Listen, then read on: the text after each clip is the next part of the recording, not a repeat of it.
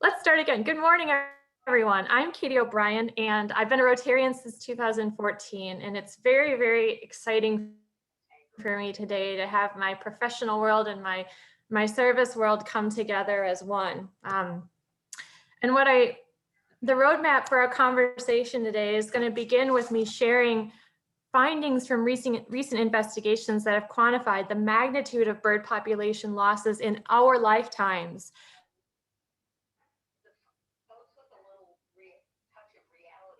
as well as relative impacts of different sources take, as well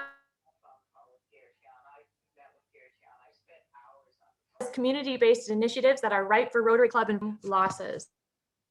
And I always like to make my presentations interactive. So I have quiz questions peppered throughout, and I'm gonna probably rely on Chris to help me monitor the chat. Rather than have everyone take themselves off mute to speak your answers, I think I'm gonna invite you to post your answers in the chat, and we'll lean on Chris to help monitor those and bring your answers forward. But first, can we all just agree that birds are awesome? They are the only beings with feathers, and they come in a remarkable variety of colors and forms. And they've been culturally important to human populations for thousands of years. They thrive in a diverse array of habitats and are among the most widespread of Earth's life forms. Now, this is a really challenging quiz to start out with, and candidly, I would not be able to identify all of these birds, but I want to have our first bird ID quiz. And so the bird in the top left, any guesses of what that species or family is?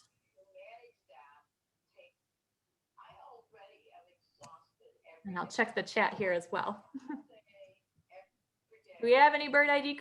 Bird of paradise. Very good. Yes, that is the Wilson's bird of paradise. How about the bird in the center top?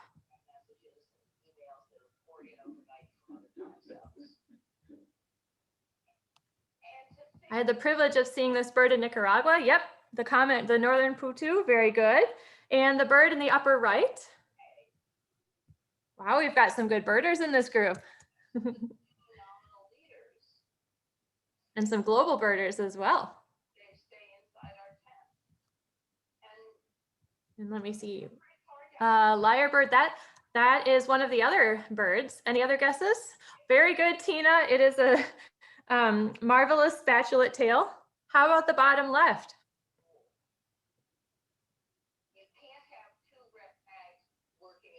It is an albatross. It's the Laysan albatross. And I had a colleague who just spent 6 weeks on Midway Atoll working with these fabulous birds. All right, the bird in the lower center. We've already heard this guess. We'll see who's been paying attention. Created sounds quite well. Yes, it's the superb lyrebird. Very good. And finally, right corner, any guesses?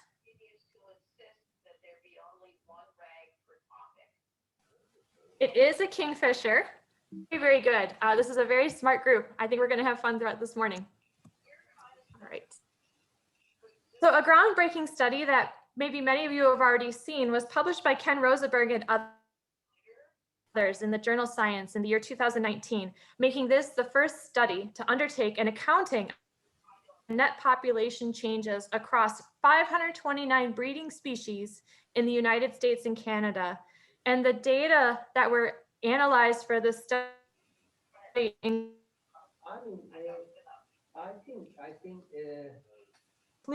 the North American breeding bird, same thing. And that is that since 1970, we have seen a net loss of almost 3 billion birds from the Canada and the United States. Now, this loss clearly shows that some of our most common and beloved birds are also being threatened by these losses. Of the nearly 3 billion birds lost, 90% come from just 12 bird families, which includes sparrows, warblers, finches, and swallows. These common widespread species in our ecosystems.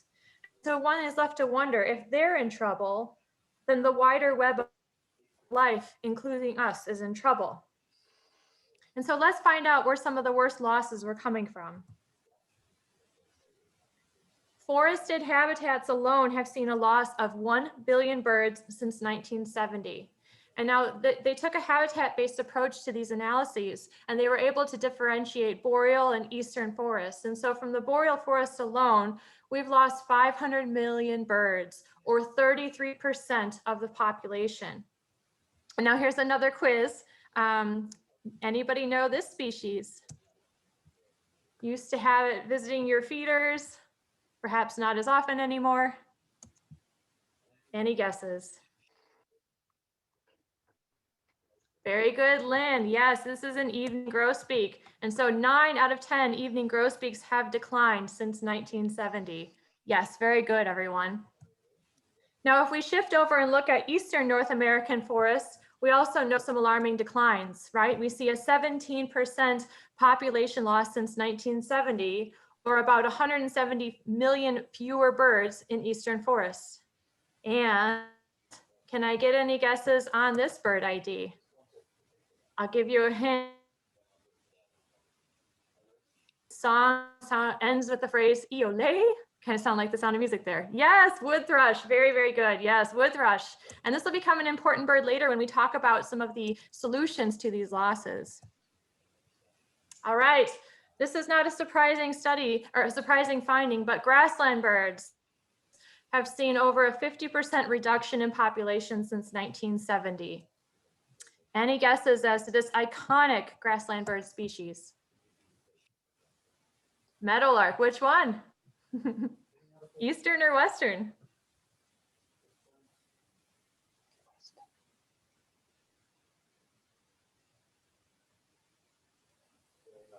Yes, very good. I would have been. And so we've lost 3 out of 4 Eastern meadowlarks since 1970. All right, aerial insectivores, species that catch their food on the wing, which includes swallows and nighthawks and flycatchers.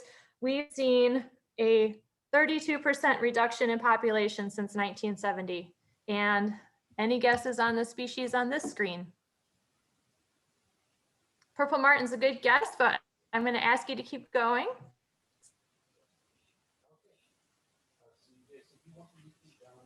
Not quite right. Good giveaway. Yes, very good. The barn swallow. And so this is the barn swallow picture. And you know, it's interesting when I'm out and about doing bird surveys, which isn't very often these days, and I'm stopped by people on the road, they'll often remark to me how they don't see or hear as many meadowlarks anymore, or they don't see and hear as many barn swallows anymore. And these have just become noticeable, you know, just in our lifetimes. And now let's shift from songbird species to some of the shorebird species, and these are some coastal shorebirds, and this is even more alarming. These species are already nearing dangerously low numbers, but they've lost more than 1/3 of their population since 1970. And if that's not bad enough, scientists were also able to undertake a analysis of 11 years from NexRad, from 143 NexRad radar stations, and they found a magnitude of birds that they can detect as targets moving back and forth on the radar screens. And so they've seen a 14% reduction in the of birds migrating in the night just in the last 10 years. And I did some homework because I suspected that this was not a unique phenomenon to the United States and Canada. And in a quick search found things from around the world. And so in Europe, low in recent years, still between 2000 and 2018, the European Union's population of all common bird species declined by 4%, and common farmland birds declined by almost 17%. Interesting parallel to the declines in North America. The only outlier was a 7% increase observed for the common forest birds over the last 10 years.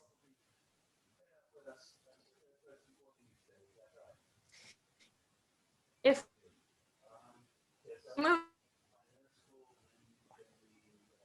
over to India, This was a result of people to analyze data from 867 species of bird. And of those, 261 had sufficient information for population declines. And 52% of the birds that they had enough data to analyze were showing long-term declines.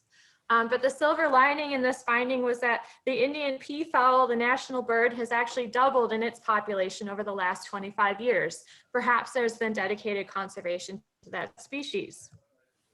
If we continue migrating over the Asian continent, over 60% of water bird populations in Asia are now showing signs of declining or have gone extinct in just 2 decades. And many of the bird species are listed as threatened and endangered. If we migrate again to Africa, a 2-year study, and it confirmed what many researchers had feared, that many birds of prey are quickly disappearing from one of Africa's last great wilderness areas.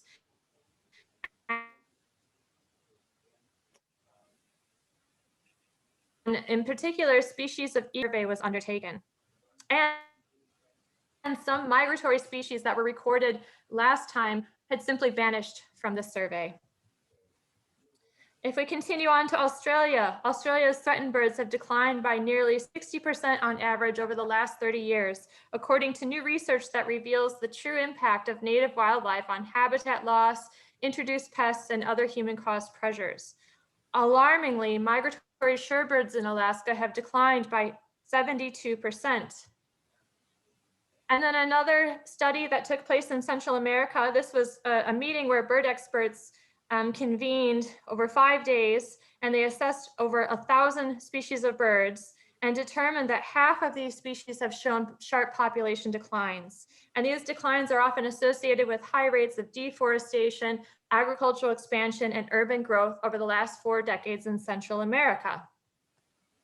All right, so why do we care? Why should we care? Well, the North American Bird Conservation Initiative has quantified the value of birds to human populations. And so, for example, bird habitat generally supports clean water, right? And if more than 60% of our drinking water comes from rivers and streams, protecting the forested land within these watersheds, which provides good bird habitat, is also securing our waterways. There's a lot of studies, especially during this global pandemic, about the importance of experiences in nature to improving human well-being. And I think that message is being driven home more than ever now as people are seeking solace and connection in the natural world, whether around the block or in a nearby refuge. So birds are good for the economy, and this is a survey that takes place every so many years. And in the last survey, they quantified that bird watching activities alone generate $100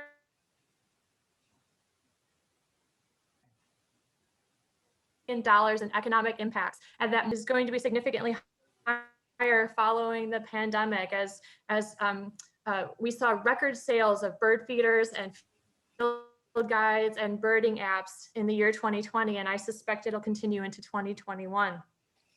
I like this one. Birds benefit your beverages. As a fan of coffee and wine, right? They eat pests that will impact our farm crops. And so birds are a natural form of pest control and make it possible for us to enjoy these fine beverages. And finally, birds can boost your property.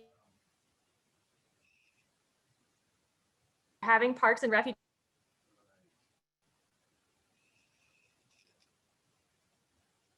by is good for birds and good watching Rotarians. Rotary cares about birds, right? This fellowship got its start at the 1991 Rotary Convention in Mexico City with a bird walk near the convention site. And since then, a few dozen Rotarians every year gather annually to explore the convention on foot.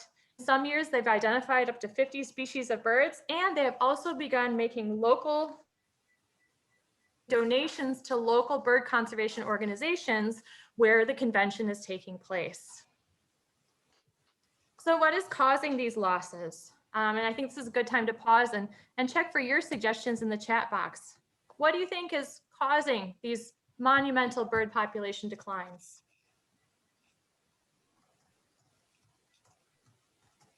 Feel free to type your thoughts into the chat.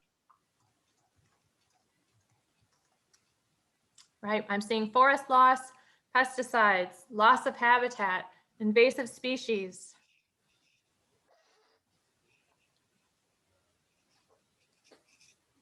Habitat reduction, destruction, global warming, temperature, cats, intensive agricultural, building windows. Yes, very, very good. All right. You have come prepared to today's meeting. So certainly biggest overall drivers of bird decline. When habitat disappears, all the birds that live there lose their homes, or it can also occur when land is converted for agriculture development, resource extraction, and other uses. And so these are many of the causes that you've all listed that lead to habitat loss and degradation. And then interestingly, the effects, right? Certainly there's the loss of biodiversity, but then we can see from this slide the impacts that ripple out to affect human populations as well. But then there's also a really groundbreaking study that took place in 2015 by one of my fellow classmates from the University of Wisconsin-Stevens Point, Mr. Scott Loss. Actually, now he's Dr. Scott Loss, along with Pete Mara and Tom Will. And they wanted to investigate what were the biggest human-caused drivers of bird decline or sources of mortality. And so they were able to access data from all of these industries and what are some of the leading causes. And what's so interesting about this graphic is there's also findings from a similar study that took place in Canada. And I think it's fascinating that the trends are very similar across the two countries in terms of these sources of bird decline.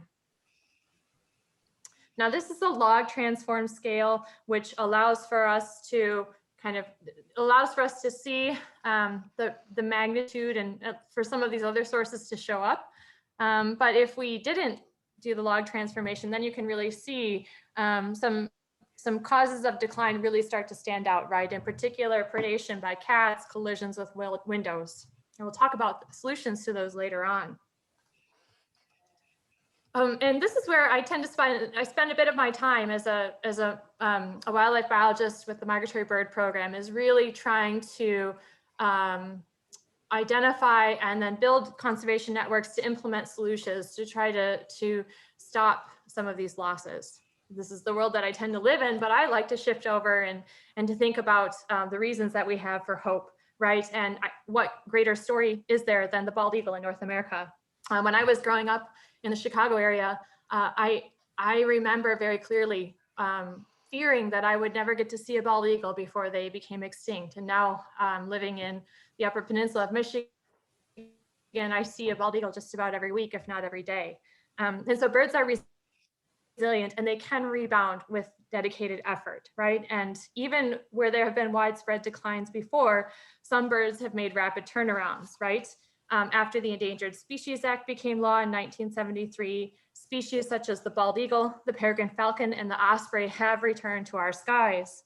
And when hunters and conservationists have teamed up to restore wetlands, dwindling waterfowl populations have returned to vibrant health.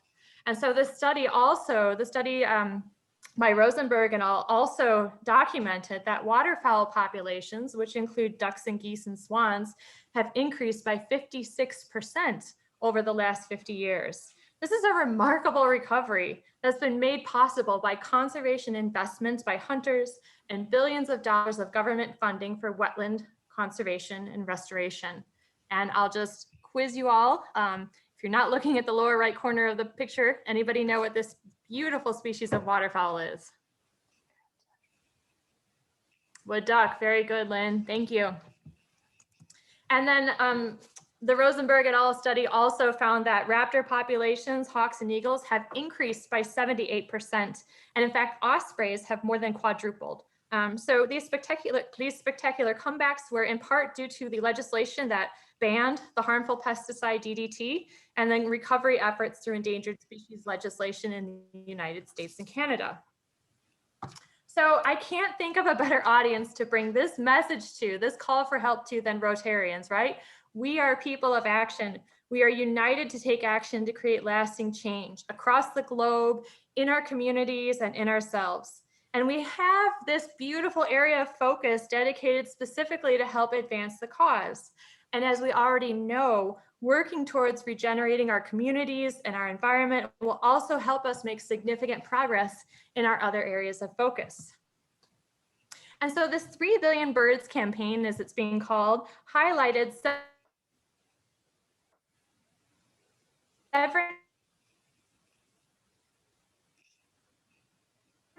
seven key actions. Notice a link to a website at the bottom of this slide and several subsequent slides. You don't have to worry about jotting that down right now. I plan to send a follow-up email to Chris with all of the information and these links to resources and points of contact so that you'll have them for future reference and to save you the trouble of writing them down now.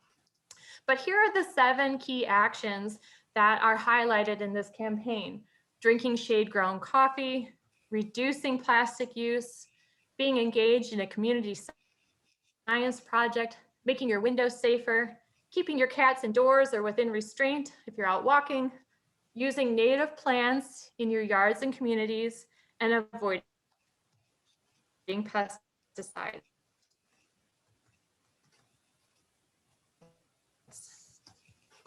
Be actionable in our homes, in our businesses, at our Rotary Club meetings and events. And so the first one, and I happen to be a fan of coffee, but is certified bird-friendly coffee. And when you drink certified bird-friendly coffee, you're brewing a more biodiverse and sustainable world. And this certification program got its start within the Smithsonian Migratory Bird Center and their conservation science program.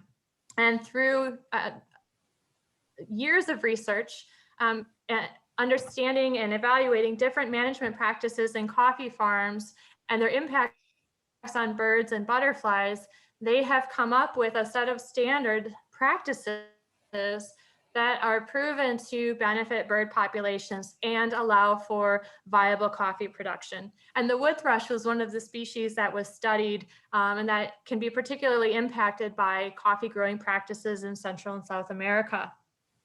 And so this goes above and beyond shade grown and some of the other eco-friendly seals that protect bird habitat.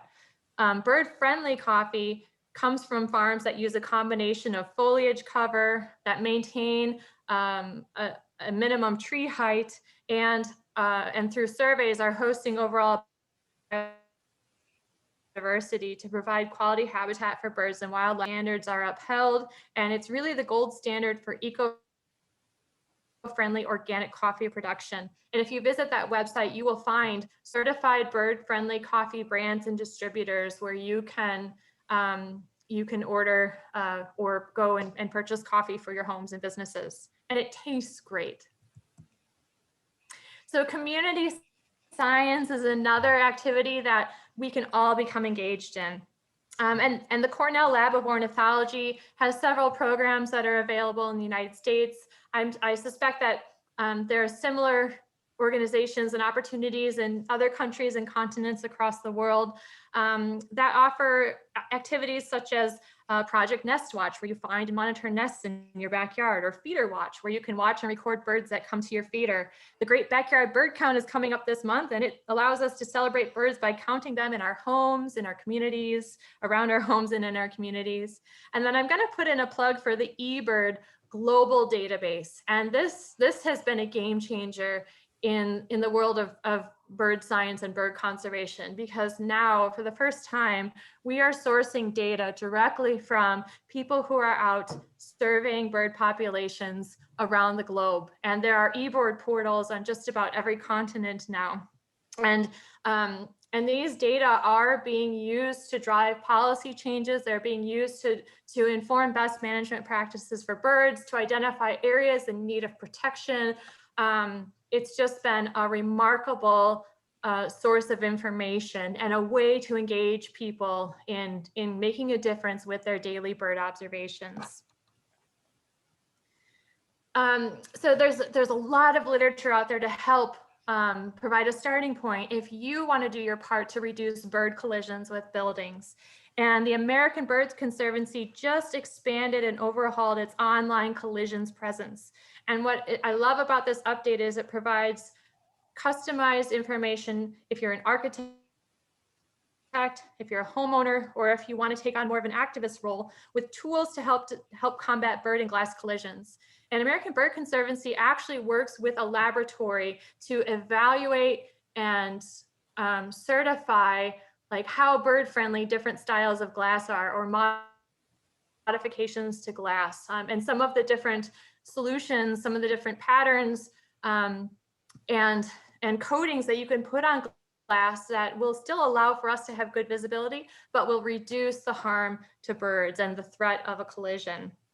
So there's a new gallery now with bird-friendly design strategies, guidance on how to write bird-safe building legislation for your communities, and then in a large product and solutions database. It's very, very helpful. All right, we're going to come back to the cats, and this is a very challenging social issue, and it's got a lot of dimensions to it. Right, and we love cats. Domestic cats make wonderful pets, but when they roam outdoors, they can have serious consequences. And this is across the globe, right? As cats have been introduced to new habitats by people, we've often seen terrible results, right? So in some cases, complete extinction of birds and other wildlife, and in others, you know, they're a vector for disease spread. In some cases, they're the largest vector for rabies. Toxoplasmosis is another. And so now we estimate that there are over 100 million cats in the United States, right? And that conservatively, they're killing 2.4 billion birds in the US every year alone. So they're one of the largest sources of direct human-caused mortality. And the Cats Indoors program is designed to raise awareness and provide some education to citizens and policymakers about the many benefits that are realized when cats are maintained indoors or under an owner's direct control, like being walked on a leash. And so there are a number of responsible pet solutions that are described on this website, and then also some opposition to the trap, neuter, and release program as a way to manage cats, because it's still maintaining that predation on the landscape. So there's a growing coalition of animal shelters and veterinarians and wildlife rehabilitators and conservation biologists who are really driving some of these movements to raise awareness and support and adoption of responsible cat ownership behaviors. And so we also, earlier somebody talked about the importance of native landscaping. And just simply by choosing native plants for your yards or your public spaces, you're restoring vital habitat for birds in your community, and you're helping them adapt and survive in the face of climate change. And the National Audubon Society has a bird-friendly communities initiative, and within that, they have a Plants for Birds program that's designed to allow anyone to have a positive impact by planting for birds, and I would add for pollinators as well, right where you live. And they've actually created a native plants database that will deliver to you a customized list of plants that are native to your area, that can connect you with your local Audubon and native plant nurseries, and help get 1 million plants in the ground for birds. I think this is a fantastic resource. And now I'm going to just close by sharing a few community-based initiatives that are coming online or available. And I think there's a role for Rotary clubs to play. So we know that where birds thrive, people prosper. Whether we're in urban centers, rural towns, each community can provide important habitat for native birds. And in turn, birds offer us a richer, more beautiful and healthful place to live. And this is a photo in the Chicago area, actually right from the Lincoln Park Zoo, when we celebrated the 100-year anniversary of the first migratory bird treaty that was signed between the US and Great Britain on behalf of Canada. And so the first initiative I want to talk about is Bird City Americas. Now, this gives public recognition to municipalities that are making urban areas both friendlier for birds and places where people want to live and work. And this has been modeled loosely after the Tree City USA program, but it's more meaningful and focused on birds. And it was founded in Wisconsin, and since then has spread to the following states. And And during that time, there's been a bit of variability that's cropped up in the program. And so it was recognized that there was a need for the development of standards and coordination among these different initiatives.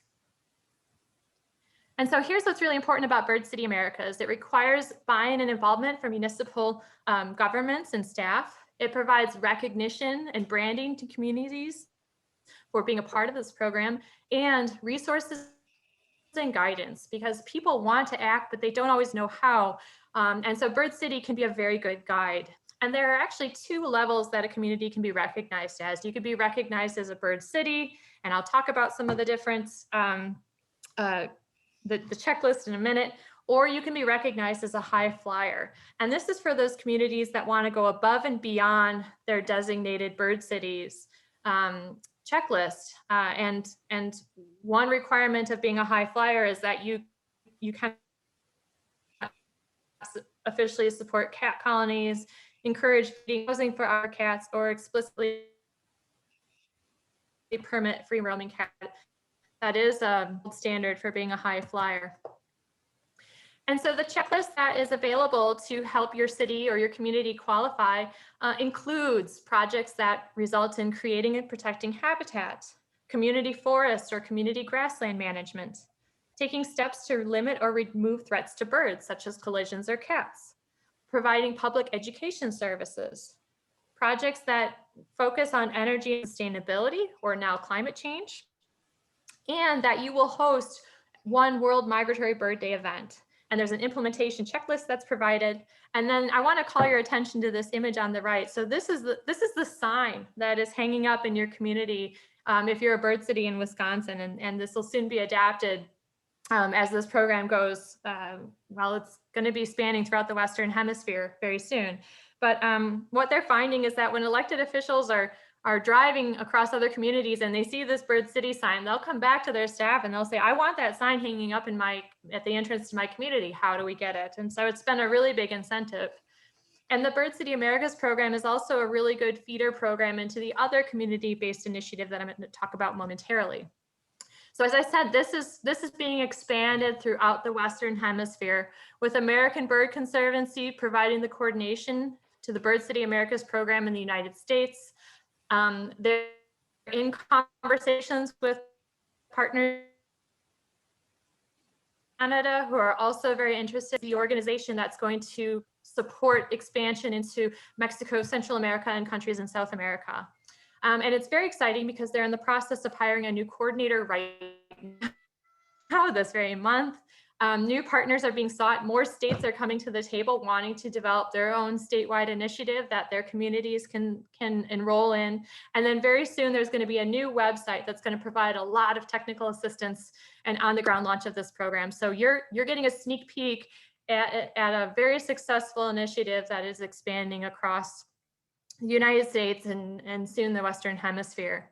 And Brian Lenz is the current lead for that effort, and I'm happy to provide his contact information again in my follow-up email.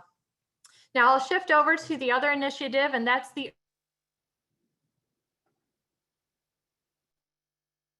Urban Bird Treaty Program. And this is science and outreach and education in urban and suburban areas, especially for youth. And one distinction is that the Urban Bird Treaty Program tends to focus on cities that are 100,000 people, or the population size is 100,000 or greater. So that's one distinction. The Bird City Americas program is a really nice feeder program and a way to incentivize action and provide recognition to communities that don't meet that population threshold to be an urban bird treaty.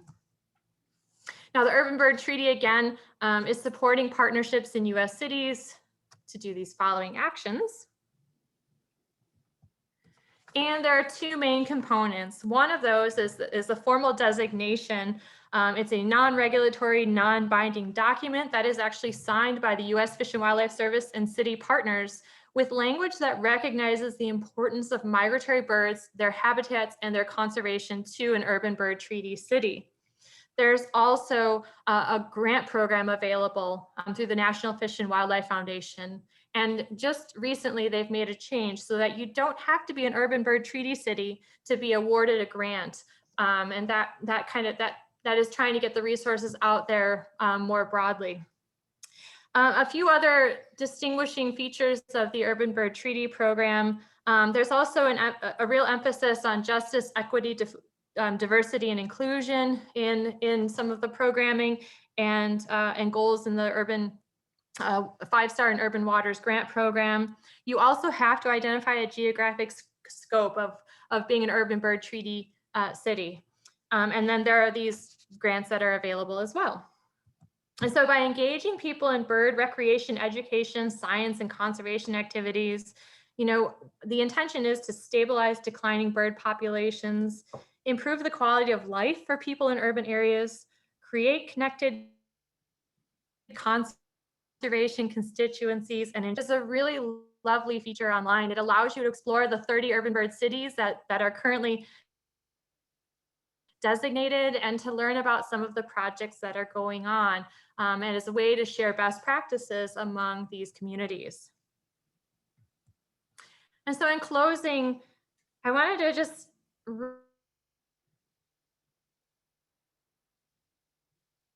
the theme for the 2000 and restoring the ecological connectivity and integrity of ecosystems that support the natural movements of migratory birds and that are essential for their survival and well-being.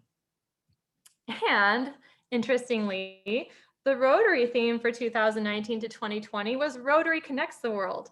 And I'll share a quote from outgoing President Maloney, which is, through Rotary, we connect to the incredible diversity of humanity on a truly unique footing, forging deep and lasting ties in pursuit of a common goal.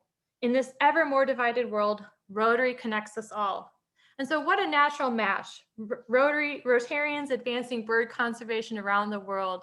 And in fact, birds and Rotarians reminding us that we're all connected. And so I'll close by asking you to consider taking a bird-friendly lifestyle pledge.